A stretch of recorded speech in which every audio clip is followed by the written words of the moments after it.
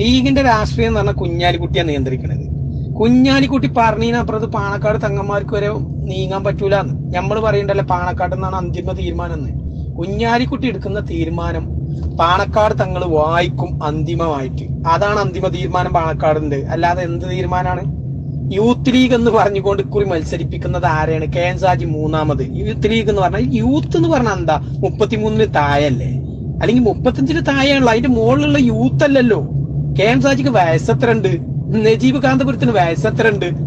അതിന് youth league എന്ന് പറയാൻ പറ്റുന്ന ഒരാളെ ഉള്ളൂ, പി കെ ഫിറോസ്. ആ ഫിറോസിനെ എന്നെ തോൽക്കുന്നോർത്ത കൊണ്ടിട്ടത്.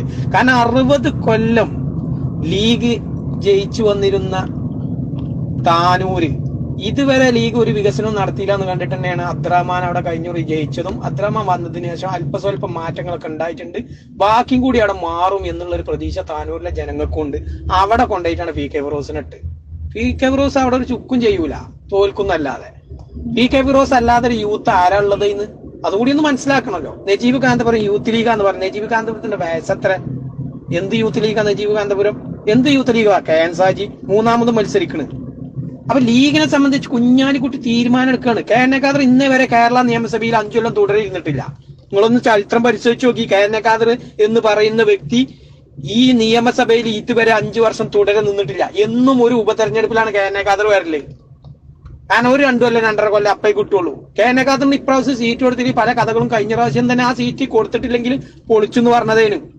അങ്ങനെ ലത്തീഫിന് പ്രഖ്യാപിച്ച സീറ്റ് പെട്ടെന്ന് ഖാദറിനാക്കിയത് ആരാണ്? കുഞ്ഞാലിക്കുട്ടിയാണ്. അങ്ങനെ തങ്ങളും പ്രഖ്യാപിച്ചു. അതിന്റെ മുന്നേ ടിവിയിൽ ഏഷ്യാനെറ്റിലൊക്കെ ലത്തീഫാണ് സ്ഥാനാർത്ഥി എന്ന് പറഞ്ഞുകൊണ്ട് വന്നിരുന്നു കഴിഞ്ഞ ഈ വേങ്ങര ഉപതെരഞ്ഞെടുപ്പില്.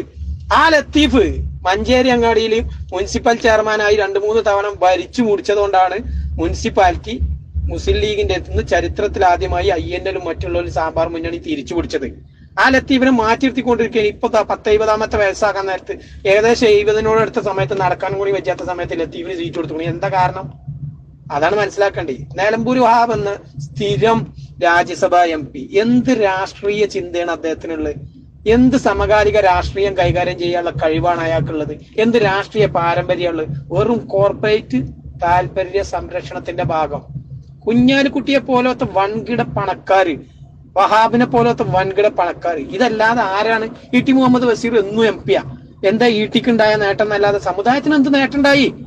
ETയുടെ സ്വത്ത് 200 ഇരട്ടി 200% വർദ്ധിച്ചു എന്നാണ് കഴിഞ്ഞ തെരഞ്ഞെടുപ്പ് കമ്മീഷന് മുന്നിൽ ETയുടെ സ്വത്ത് വെളിപ്പെടുത്തിയപ്പോ ഇവിടെ അതിന്റെ യഥാർത്ഥ ലിസ്റ്റ് വന്നത്. ഇവരൊക്കെ എന്താണ്? ലീഗിൽ വന്നിട്ട് ഇവരൊക്കെ മരിച്ചാണ് തീരേണ്ടി വരും.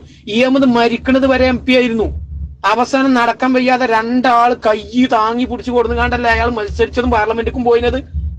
അയാൾ മരിച്ചു ഒഴിവായിക്കാണ്. ലീഗിൽ ഇനി വഹാബ് മരിച്ചു തീരേണ്ടി വരും, കുഞ്ഞാലിക്കുട്ടി മരിച്ചു തീരേണ്ടി വരും, അതുപോലെ തന്നെ ET മുഹമ്മദ് ബഷീർ മരിച്ചു തീരേണ്ടി വരും. പാണക്കാട് കുടുംബം പിന്നെ അങ്ങനെ തന്നെയാണ് പാരമ്പര്യമായിട്ട് അവസാനം വരെ ഖിയാമത്ത് വരെ ഓൽക്ക് ഒഴിഞ്ഞു വെച്ചതാണ് ഈ പ്രസിഡന്റ് സ്ഥാനം.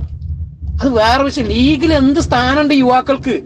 ലീഗ് എന്ന് പറയുന്നത് ഒരു കൃത്യമായി പറഞ്ഞാല് കുഞ്ഞാലിക്കുട്ടിയെ പോലുള്ള കോർപ്പറേറ്റ് താല്പര്യ സംരക്ഷകരുടെ കൈകളിലാണ്. അല്ലാതെ സമുദായത്തിനോ സമൂഹത്തിനോ ഈ ജില്ലയിലെ ജനങ്ങൾക്കോ അല്ലെങ്കിൽ കേരളത്തിലെ ജനങ്ങൾക്കോ ലീഗിനെ കൊണ്ട് എന്ത് നേട്ടമുണ്ട് നിങ്ങൾ ഈ പറയുന്നത്?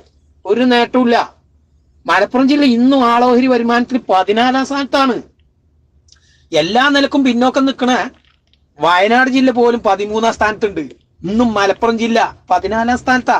എന്താ മലപ്പുറം ജില്ലയിലുള്ളത്? നിങ്ങളൊന്ന് പറഞ്ഞേരി. മര്യാദക്ക് എന്തുണ്ട്? എന്നിട്ട് അവിടെയും ഇവിടെ റോഡ് താറിട്ടീന്റെ കണക്കാ പറയുന്നത്. ഇപ്രാവശ്യം 5 കോടിയാണ് ഏറനാട് മണ്ഡലത്തിൽ ലീഗിന്റെ MLA ആയ ബഷീറിന് റോഡ് താറിടാൻ ഇടതുപക്ഷം കൊടുത്തത്. നന്ദി പറയുന്നുണ്ട്. എന്റെ വാപ്പാന്റെ പേരിൽ ഒരു ക്യാൻസർ ആസ്പത്രി എന്റെ സ്വപ്നമായിരുന്നു എന്നാ പറഞ്ഞ ബഷീർ. അത് UDF ഭരിച്ചിട്ട് പോലും കിട്ടിയിട്ടില്ല. ഓൻ UDFന്റെ MLA ആയിട്ട് ഭരിക്കുന്ന സമയത്ത് പോലും കിട്ടിയിട്ടില്ല. അത് കൊടുത്തത് ആരാ? പിണറായി വിജയന്റെ സർക്കാരാ. പിണറായിക്ക് നന്ദി പറയാന്നുണ്ട് ബഷീർ. ശൈലജ ടീച്ചറെ ഉദ്ഘാടനത്തിന് വിളിച്ചു കണ്ട് നന്ദി പറയാണ്.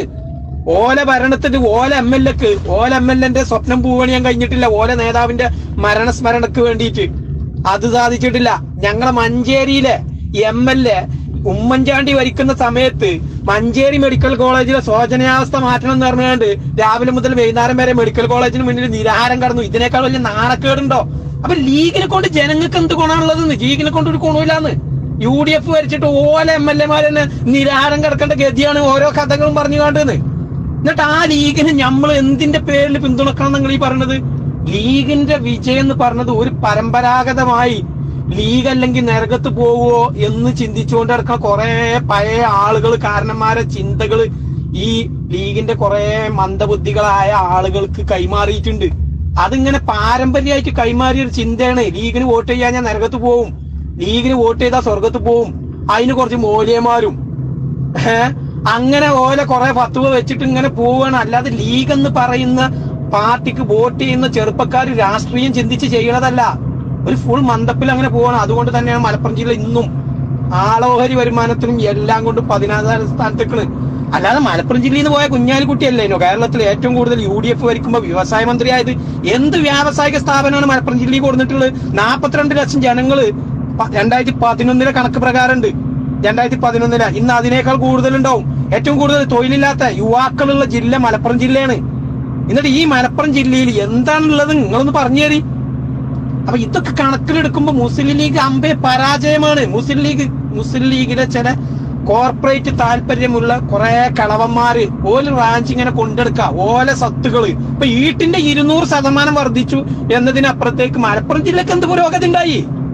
നിലമ്പൂർ വഹാബ് ഓന്റെ സമ്പത്ത് കൂട്ടിയെന്നല്ലാതെ എന്ത് പുരോഗതി ഓനെ കൊണ്ടാണ്? ഇന്ന് വരെ രാജ്യസഭയിൽ ഒന്ന് എണീറ്റ് നിൽക്കണം. മൂത്രമൊഴിക്കാൻ പോകുമ്പോ എണീറ്റ് പോകണ്ടെന്നാണ്, അതന്നെ കൂന്നുകാണ്ട പോണെന്നാ പറയുന്നത്. അല്ലാതെ എന്ത് നേട്ടം ലീഗിനെ കൊണ്ട് നിങ്ങൾ ഉണ്ടായി? 5 കൊല്ലത്തിനിടയിൽ 7 പ്രാവശ്യം വേങ്ങരക്കാർ വോട്ട് ചെയ്തൊരു പാർട്ടിക്ക് എന്ന് പറയുമ്പോ തെരഞ്ഞെടുപ്പ് എന്ന് പറഞ്ഞാൽ എത്രമാത്രം കഴുതകളാണ് ജനങ്ങളെ ആക്കുന്നത്. ഇത്രയൊക്കെ കഴുതകളാക്കിയിട്ട് പോലും തിരിച്ചറിയാത്ത ഒരു ജനത തന്നെയാണ് ലീഗിന്റെ ശക്തി. ആ ലീഗ് ജനത്തിനും ഗുണമില്ല, സമൂഹത്തിനും ഗുണമില്ല, സമുദായത്തിനും ഗുണമില്ല.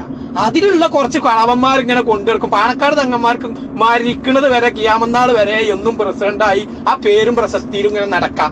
അതിലുള്ള കുറച്ച് കോർപ്പറേറ്റ് താല്പര്യമുള്ള കളവന്മാർക്കും തന്നെ അതിനങ്ങനെ വലിയ സംഭവമാക്കി കൊണ്ടുവരുന്ന ഓല സ്വത്തും ഓല മക്കളും ഓല മരക്കളും ഓല കുടുംബവും അതിങ്ങനെ ദമ്മായി നടക്കും. പട്ടിണി കിടക്കണം, പട്ടിണി തന്നെയാണ് ഇന്നും.